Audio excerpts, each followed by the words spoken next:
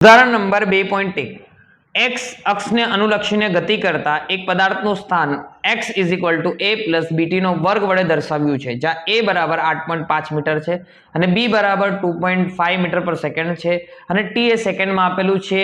તો તમને એમ કીધું છે કે t 0 સેકન્ડે, t 2 સેકન્ડે એનો વેગ શોધવાનું છે, બરાબર છે. અને t 2 સેકન્ડ અને t 4 સેકન્ડની વચ્ચે સરેરાશ વેગ શોધવાનું છે, બરાબર. તો તમને ખબર છે ચોક્કસ સમયમાં તમને તાક્ષણિક વેગ કહેવાય. તાક્ષણિક વેગ માટે આપણે લખીએ તો v dx/dt.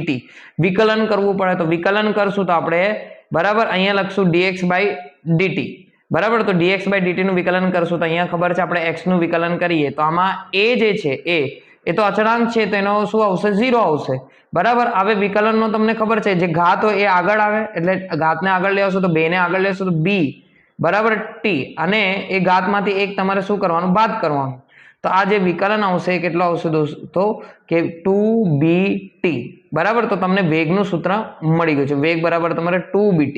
હવે આપણને શું કીધું છે? t 0 સમયે મૂકીએ તો t 0 સમય માટે વેગ આપણે શોધીએ તો સૂત્ર પરથી v 2bt, બરાબર. હવે b ની કિંમત તમને ખબર જ છે, b ની કિંમત કેટલી છે, અને t ની કિંમત તમારે અત્યારે 0 લેવાનું છે. જો b ની કિંમત ગમે એટલી હોય, અહીંયા 0 સાથે ગુણાકાર કરો તો આખો જવાબ કેવો આવે? 0 આવી જાય. હું ડાયરેક્ટ જ કરી દઉં છું, બરાબર. પછી તમને શું કીધું છે? t 2 સેકન્ડે લેવાનું છે. જો અહીંયા લખેલું છે t